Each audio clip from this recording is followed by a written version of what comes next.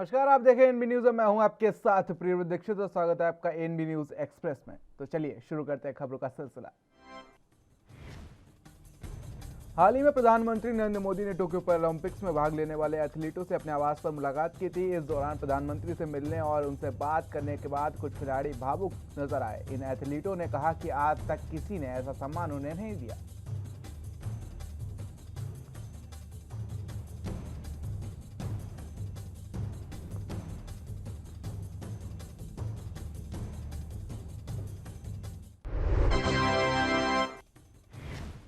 प्रधानमंत्री नरेंद्र मोदी की act east नीति से भारत को बेहद फायदा हुआ है। प्रधानमंत्री मोदी और ऑस्ट्रेलियाई प्रधानमंत्री स्कॉट मॉरिसन के बीच दोस्ती ने इन संबंधों को काफी मीठा कर दिया है। अगर क्वाड के 4 देशों के बीच अलग अलग द्विपक्षीय संबंधों पर गौर किया जाए तो साफ दिखता है कि इन तमाम समीकरणों में भारत और ऑस्ट्रेलिया के संबंध सबसे कमजोर नजर आते रहे हैं।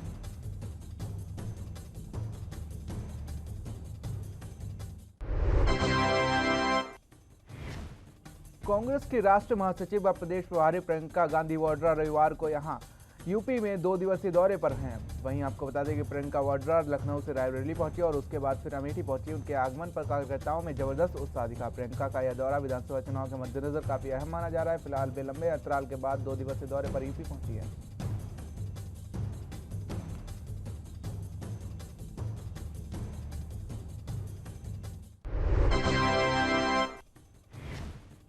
यूपी पहुंची प्रियंका गांधी वाड्रा कई कार्यक्रमों में हिस्सा लेगी और पदाधिकारियों संग बैठक करेगी। रायबरेली के रास्ते में लखनऊ रायबरेली सीमा पर प्रियंका गांधी वाड्रा ने चुरवा हनुमान मंदिर में माथा टेका और पुजारी से आशीर्वाद लेकर प्रसाद ग्रहण किया। बता दें कि विधानसभा चुनाव में हो या फिर लोकसभा चुनाव हो, रायबरेली आने वाले सभी बड़े नेता चुरवा हनुमान मंदिर में माथा टेक कर जीत का आशीर्वाद लेते ही है।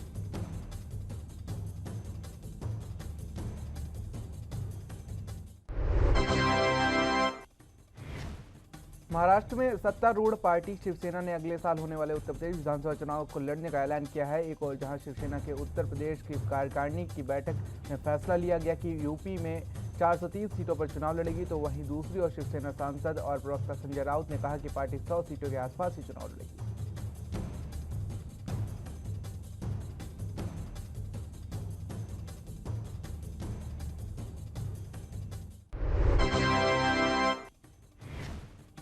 गुजरात में बीजेपी विधायक दल की बैठक में अगले मुख्यमंत्री का नाम पर मोहर लग गई है। भूपेंद्र पटेल होंगे गुजरात के अगले मुख्यमंत्री। लोगों ने खुशी में पटाखे जलाए। पर्यवेक्षक और केंद्रीय मंत्री नरेंद्र सिंह तोमर ने मीडिया के सामने उनके नाम का ऐलान करते हुए कहा कि आज हुई बैठक में पटेल को विधायक दल का नेता चुना गया है।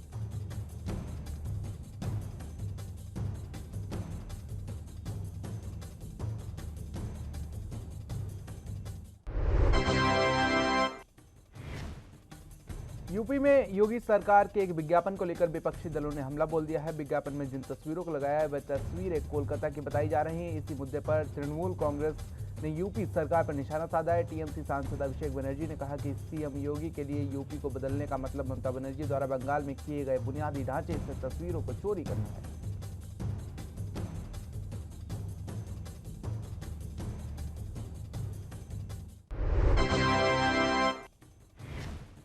यूपी के मुखिया योगी आदित्यनाथ के निर्देश पर पुलिस ने अपराधियों पर शिकंजा कसने के साथ साथ अपराध पर नियंत्रण भी किया है। प्रदेश में योगी सरकार के करीब 4.5 वर्ष के कार्यकाल में 150 से अधिक अपराधियों को पुलिस ने मुठभेड़ में ढेर किया है। इसके साथ ही गैंगस्टर एक्ट के तहत 3700 से अधिक आरोपियों को गिरफ्तार किया है। प्रदेश सरकार ने माफिया की काली कमाई से अर्जित 1500 करोड़ रुपए की अधिक संपत्ति को जब्त भी किया है।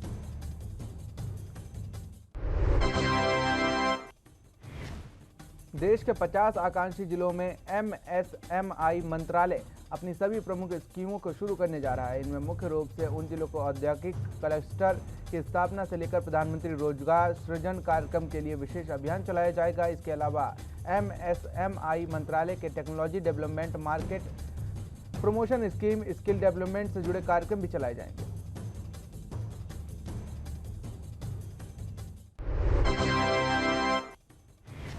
दिल्ली की सबसे सुरक्षित माने जाने वाली तिहाड़ जेल में कैदियों के 2 गुटों में मारपीट सामने आई है। मारपीट में 3 कैदियों के घायल होने की सूचना है। पुलिस ने मामला दर्ज कर जांच शुरू कर दी है। दरअसल किसी बात को लेकर 2 कैदियों के समूह में आपस में भिड़ गए। फिर देखते ही देखते दोनों गुटों में मारपीट शुरू हो गई। मारपीट में किसी को गंभीर चोट नहीं आई है। दोनों घायल कैदियों के गुटों को अस्पताल ले जाया गया, जिनके बाद उन्हें छुट्टी दे दी गई।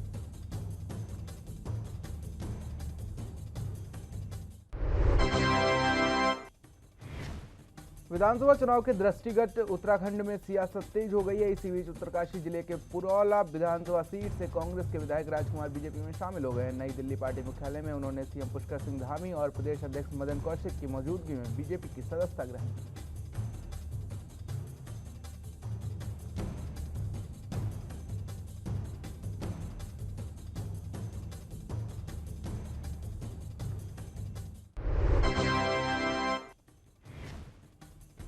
आम आदमी पार्टी के राष्ट्रीय कार्यकारिणी की बैठक में अरविंद केजरीवाल को फिर से चुना गया राष्ट्रीय संयोजक। राष्ट्रीय कार्यकारिणी की बैठक में पंकज गुप्ता को सचिव और एनडी गुप्ता को कोषाध्यक्ष बताया गया है। बता दें कि दिल्ली के मुख्यमंत्री अरविंद केजरीवाल जब से पार्टी का गठन हुआ है तब से आम आदमी पार्टी के राष्ट्रीय संयोजक हैं।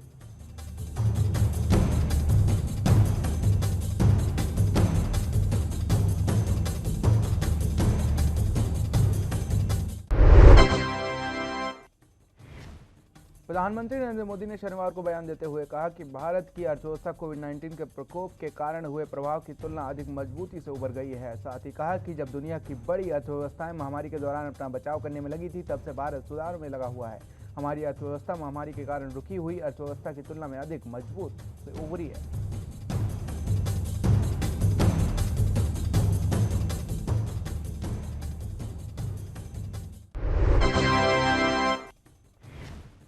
देश में कोरोना के मामले लगातार 40 से 30 हज़ार के बीच बने हुए हैं। पिछले 24 घंटे में कोरोना के 37,875 नए मामले सामने आए हैं, जिनमें 25,000 से ज्यादा अकेले केरल में है। संक्रमण के कुल मामलों की संख्या 3.30 करोड़ बताई जा रही है। तो वहीं आंकड़ों के बीच केरल में कोरोना संक्रमण के नए मामलों में 30,196 हो गए हैं। राज्य में कोरोना से ठीक होने वालों की संख्या 27,569 हो गई है। साथ ही मरने वालों की संख्या 181 पहुंच गई है।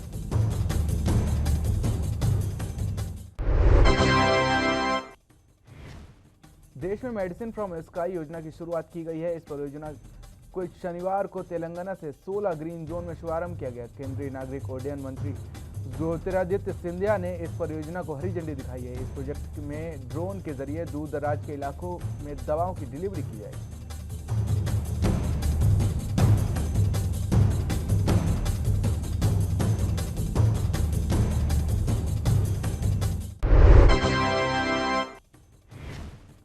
सर्वोच्च न्यायालय ने केंद्र सरकार को कोरोना संक्रमण से होने वाली मौतों के मामले में मृत्यु प्रमाण पत्र जारी करने और सुधार के लिए दिशा निर्देश को सरल बनाने के लिए कदम उठाने का आदेश दिया है। तो वहीं अब केंद्र सरकार ने सुप्रीम कोर्ट को बताया कि केंद्रीय स्वास्थ्य मंत्रालय और भारतीय आयुर्विज्ञान अनुसंधान परिषद ने कोरोना से मौत के मामले में आधिकारिक दस्तावेज जारी करने के लिए अपने दिशा निर्देश जारी कर दिए।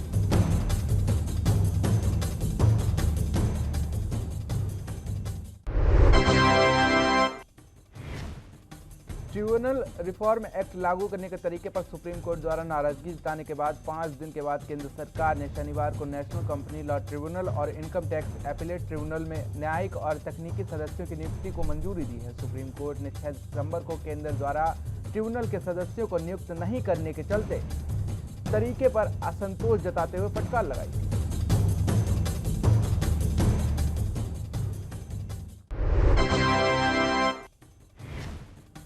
निजी rocket startup Skyroot aerospace private limited व अंतरिक्ष विभाग ने शनिवार को एक अहम करार पर हस्ताक्षर किए हैं। करार के अनुसार स्काई रूट एरोस्पेस अपने रॉकेट की प्रणाली के साथ उपप्रणाली के लिए विकास व परीक्षण में भारतीय अंतरिक्ष अनुसंधान संगठन की सुविधा व विशेषज्ञों की उपयोग कर सकता है। इसरो ने कहा कि इस करार के बाद कंपनी कई परीक्षणों और इसरो की सुविधाओं का इस्तेमाल कर सकेगी।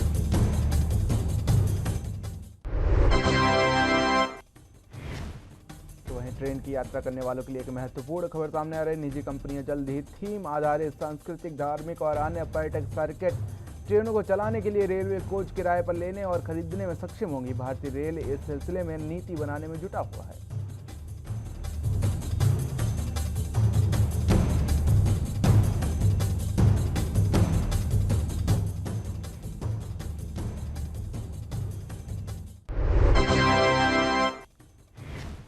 केंद्र सरकार ने असम में सशस्त्र बल अधिनियम को 28 अगस्त से अगले 6 महीने तक के लिए बढ़ा दिया है। असम में नवंबर 1990 में आफ्स्पा लगाया गया था और तभी से राज्य सरकार द्वारा समीक्षा के बाद हर 6 महीने पर इसे बढ़ाया जाता है। असम सरकार ने सशस्त्र बल अधिनियम 1958 की धारा 3 द्वारा प्रदत्त शक्तियों का प्रयोग करते हुए पूरे असम राज्य में 28 अगस्त से 6 महीने के लिए, इससे पहले वापस लिए जाने तक के लिए गड़बड़ी वाले क्षेत्र घोषित किया है।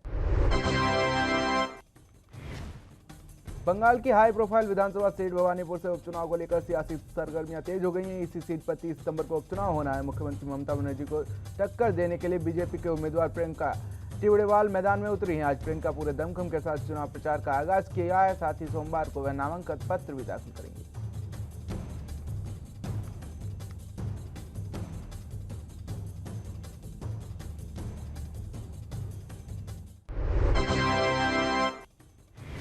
दिल्ली में करोड़ों खर्च करने के बाद भी दिल्ली में जलभराव की समस्या दूर होने का नाम नहीं ले रही। लोग लगातार जलभराव की समस्या से परेशान हो रहे हैं। नगर निगम और एनडीएमसी ने नालों पर कितने रुपए खर्च किए हैं, इसके आंकड़े भी इनके पास नहीं है। जबकि लोक निर्माण विभाग ने पिछले साल सफाई पर 37 करोड़ रुपए खर्च किए हैं। वहीं इस साल के लिए 38 करोड़ का आवंटन किया है।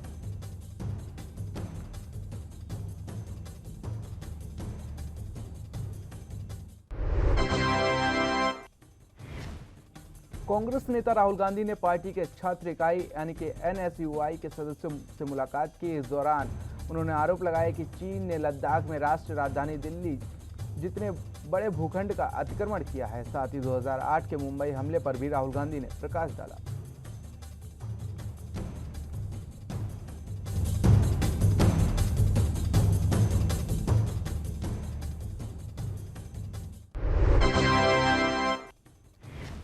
चंडीगढ़ रेलवे स्टेशन पर जल्द ही पीने का शुद्ध पानी उपलब्ध हो सकेगा। इसकी कवायद Indian railway station development corporation ने शुरू कर दी है। हवा से बनने वाले पानी की मशीन लगाने के लिए टेंडर प्रक्रिया शुरू की जाएगी। यह मशीन तेलंगाना से सिकंदराबाद रेलवे स्टेशन की तर्ज पर चंडीगढ़ रेलवे स्टेशन पर लगाई जाएगी।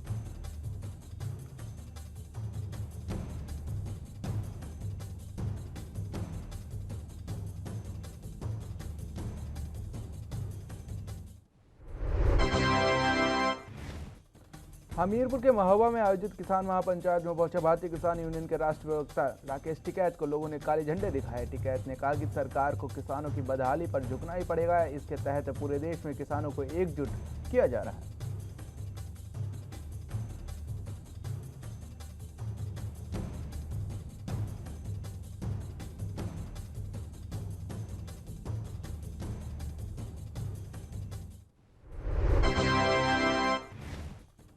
मध्य प्रदेश के खरगोन जिले के बिस्टान में पुलिस कस्टडी में हुए आदिवासी युवक की मौत के मामले में रविवार को मुख्यमंत्री शिवराज सिंह चौहान ने बड़ी कार्रवाई करते हुए खरगोन के एसपी शैलेंद्र सिंह चौहान को पद से हटा दिया है। इस कार्रवाई पर जवाब देते हुए मुख्यमंत्री शिवराज सिंह चौहान ने कहा कि पिछले दिनों खरगोन जिले के बिस्टान में हुई घटना में एक युवक की मौत हो गई थी, जिसके बाद यह कार्रवाई की गई।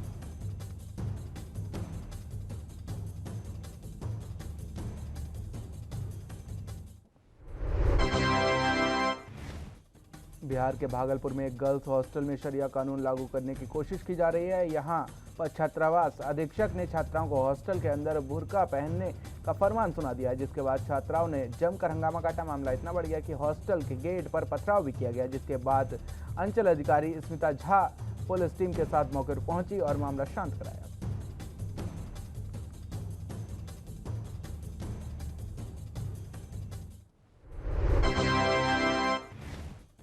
हिमाचल प्रदेश में लगातार तीसरे दिन भी बारिश का दौर जारी है। लगातार हो रही बारिश से जनजीवन अस्त व्यस्त हो गया है। शिमला जिले के बदाल के पास भूस्खलन होने से नेशनल हाईवे 5 बाधित हो गया है, जिसमें किन्नौर का संपर्क पूरी तरह से कट गया है। हाईवे प्राधिकरण की मशीनरी सड़क मार्ग को बहाल करने में जुटी हुई है।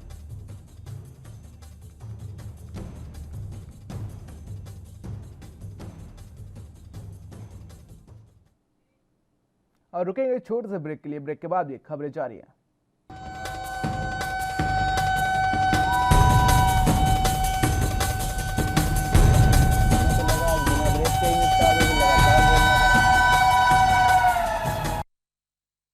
ब्रेक के बाद स्वागत है आपका एनबी न्यूज में। तो चलिए शुरू करते हैं खबरों का सिलसिला। हरियाणा के राज्यपाल बंडारू दत्तात्रेय ने शनिवार को सेवानिवृत्त न्यायमूर्ति हरिपाल वर्मा को प्रदेश के नए लोकायुक्त के रूप में पद की गोपनीयता और की शपथ दिलाई। राजभवन में शपथ समारोह का आयोजन किया गया। मुख्यमंत्री मनोहर लाल और विधानसभा अध्यक्ष ज्ञानचंद गुप्ता इस दौरान मौजूद रहे।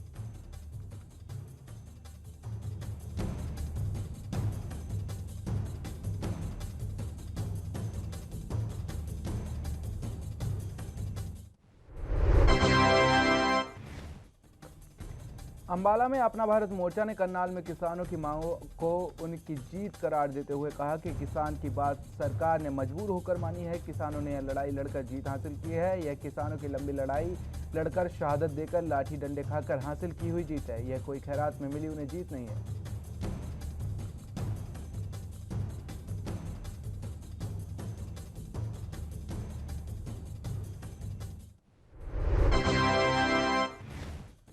चरखी दादरी में पूर्व मुख्यमंत्री ओम प्रकाश चौटाला कार्यकर्ता सम्मेलन पहुंचे। इस दौरान कार्यकर्ताओं ने उनका गर्मजोशी के साथ स्वागत किया। साथ ही आपको बता दें कि इस दौरान बीजेपी जेजेपी पर जमकर बरसे और उन्होंने गठबंधन को लेकर कहा कि मनोहर लाल गठबंधन को पति पत्नी का रिश्ता बताया।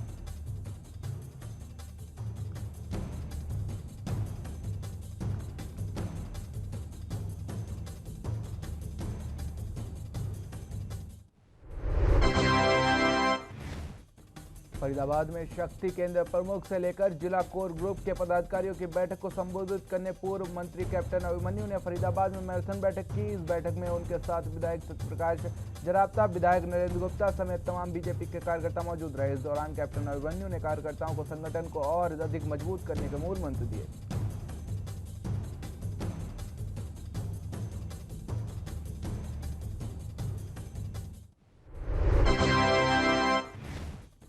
एचपीएससी द्वारा आयोजित हरियाणा सिविल सेवा और अन्य आईलेट सर्विसेज की प्रीमियर परीक्षा ली जा रही है। राज्य भर में कुल 1,48,242 अभ्यर्थियों के लिए 535 सेंटर बनाए गए थे और इनके इर्द गिर्द कड़ी सुरक्षा व्यवस्था की गई थी। सभी जिलों में बाजार बंद के साथ एग्जाम सेंटर के आसपास 9 घंटे तक इंटरनेट भी बंद रहेगा। सुबह 8 बजे से ही कुछ इलाकों में इंटरनेट की स्पीड भी कम होती दिखाई दे रही। इतनी कड़ी सुरक्षा व्यवस्था का एक ही कारण था कि पेपर लीक न हो जाए। हरियाणा के शिक्षा मंत्री कंवरपाल गुर्जर ने पलवल में गांव नगला भीखू में 30 लाख रुपए की लागत से राजकीय माध्यमिक विद्यालय के परिसर में नवनिर्मित इमारत का उद्घाटन किया। शिक्षा मंत्री कंवरपाल गुर्जर ने कहा कि पलवल जिले के गांव नगला भीखू के गांव में विकास कार्य कर नेशनल अवार्ड सिक स्टोर हासिल कर राष्ट्रीय स्तर पर अपनी पहचान कायम की है।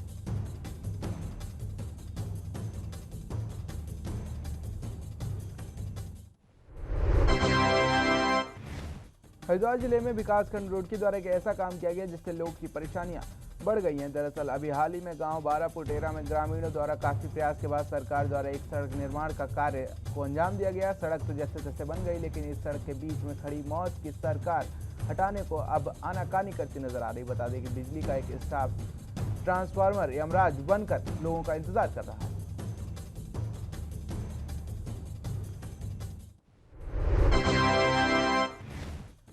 सुतारगंज शक्ति फार्म क्षेत्र में बीजेपी विधायक सौरभ बहुगुणा के नेतृत्व में क्षेत्र की महिलाओं द्वारा शक्ति फार्म बाजार में एक जनसभा का आयोजन किया गया। विधायक सौरभ बहुगुणा के नेतृत्व में बीजेपी कार्यकर्ताओं ने के साथ शक्ति फार्म बाजार में एक जनसभा का आयोजन मिशन 2022 के मद्देनजर क्षेत्र की जनता को जागरूक करने के लिए किया गया।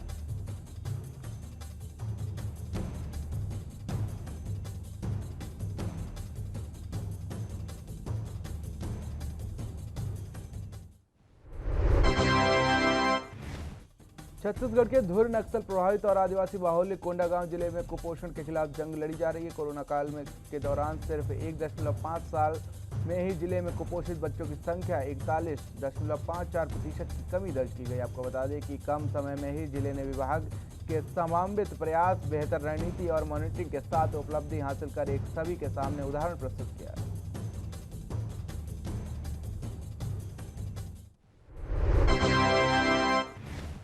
छत्तीसगढ़ के धमतरी दौरे पर पहुंचे सीएम भूपेश बघेल ने भगवान कोटेश्वर महादेव की पूजा अर्चना कर प्रदेशवासियों की खुशहाली की कामना की। इस दौरान उन्होंने 2 दिवसीय ऋषि पंचमी पर्व की शुभकामनाएं भी दी। इस दौरान सीएम भूपेश बघेल ऋषि पंचमी पर्व पर आयोजित कार्यक्रम की सराहना करते हुए वैद्यराजों का उत्साह भी उन्होंने बढ़ाया।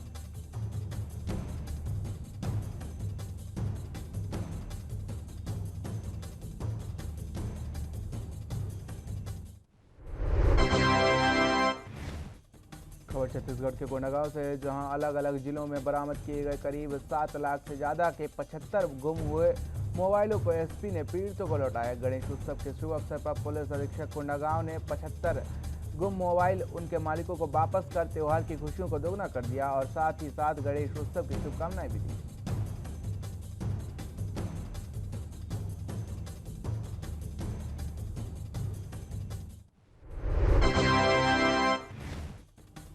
मासिक रेडियो वार्ता लोकवाणी में छत्तीसगढ़ के मुख्यमंत्री भूपेश बघेल ने राज्य सरकार की बुनियादी ढांचे के विकास के लिए शुरू हुई योजनाओं पर बात की। उन्होंने प्रशासनिक इकाई के रूप में जिले के महत्व देते हुए कहा कि हमने कम समय में 5 नए जिले बनाए हैं। साथ ही जिला स्तर पर योजनाएं, कार्यक्रम और अभियान संचालित करने की खुली छूट दी है ताकि स्थानीय जनता की अपेक्षा के अनुरूप काम करने में जिला प्रशासन अधिक सक्षम हो।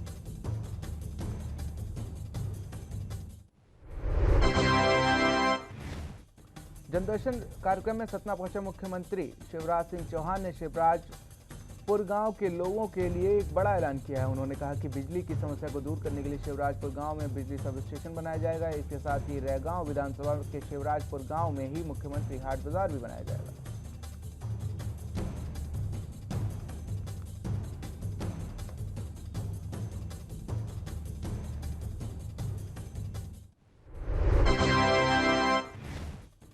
इंदौर के अहिल्या विश्वविद्यालय के ऑडिटोरियम में आयोजित अमृत महोत्सव में प्रदेश के उच्च शिक्षा मंत्री मोहन यादव ने शिरकत की। कार्यक्रम में उच्च शिक्षा मंत्री मोहन यादव ने कहा कि प्रधानमंत्री नरेंद्र मोदी द्वारा आह्वान किया गया कि देश के सभी संस्थाओं में आजादी पर्व का उत्साह उमंग का कार्यक्रम आयोजित किया जाए।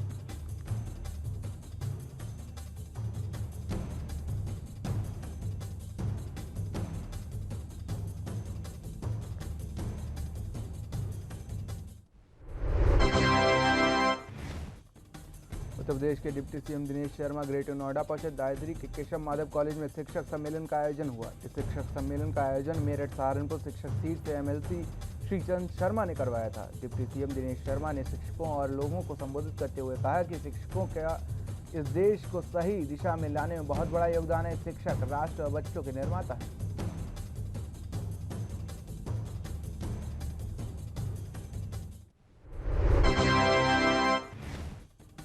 यूपी के जिला जालौन में अपराधियों के हौसले कुछ इस तरह बुलंद है कि उन्हें पुलिस का जरा भी खौफ नहीं नजर आ रहा है। साथ ही आपको बता दें कि पिछले 24 घंटे में 2 हत्याओं से जिला जालौन थर्रा सा गया है। जिले के कोटरा थाना क्षेत्र के बरसार गांव का यह पूरा मामला बताया जा रहा है।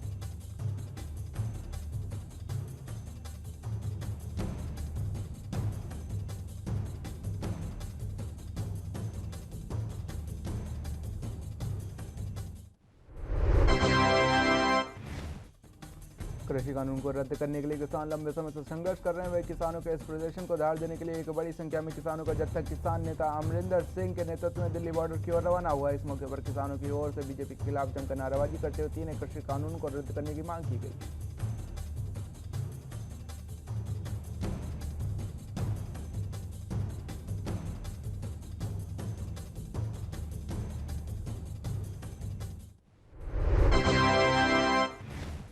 पीआरटीसी और पनबस के कच्चे मुलाजिमों ने शिक्षा मंत्री विजय इंद्र सिंगला की कोठी का घेराव किया। दरअसल पंजाब में सभी जगह कच्चे मुलाजिमों की ओर से विधायकों और मंत्रियों के 2 घंटे के लिए कोठी का घेराव किया गया है। उनका कहना है कि हम पंजाब में लगभग 10,000 कच्चे मुलाजिम हैं जिनको पक्का किया जाना चाहिए।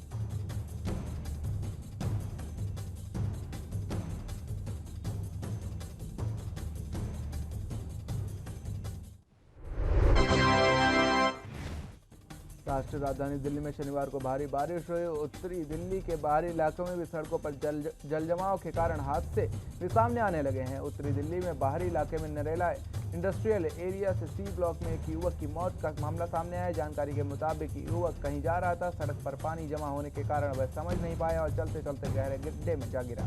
नाले के सैलाब में फंसने से युवक की मौत हो गई।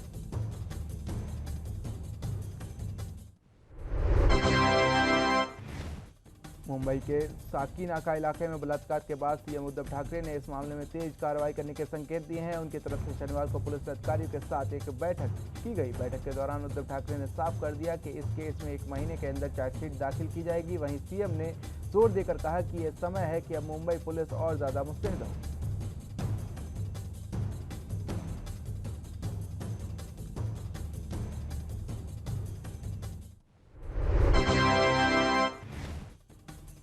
राजस्थान के मुख्यमंत्री अशोक गहलोत और पूर्व डिप्टी सीएम सचिन पायलट गुट एक बार फिर से आमने सामने हैं। दोनों तरफ से आरोप प्रत्यारोपों का दौर जारी है। साथ ही आपको बता दें जयपुर जिला प्रमुख के पद पर बीजेपी के कब्जे के बाद गहलोत गुट की ओर से विधायक गोविंद राम मेघवाल ने पायलट गुट के विधायक वेद प्रकाश सोलंकी पर गंभीर आरोप लगाए थे। मेघवाल ने कहा था कि बीजेपी के जिला प्रमुख बनने के बाद कांग्रेस विधायक बीजेपी के कार्यकर्ताओं के कंधे पर जश्न मना रहा है।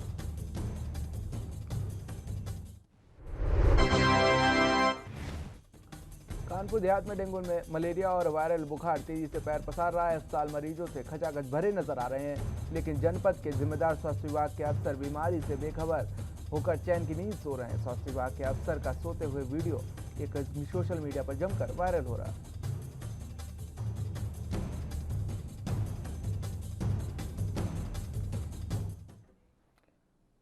तो एनबी न्यूज एक्सप्रेस में फिलहाल इतना ही। तमाम बड़ी अपडेट्स के लिए बने रहिए एनबी न्यूज के साथ। नमस्कार।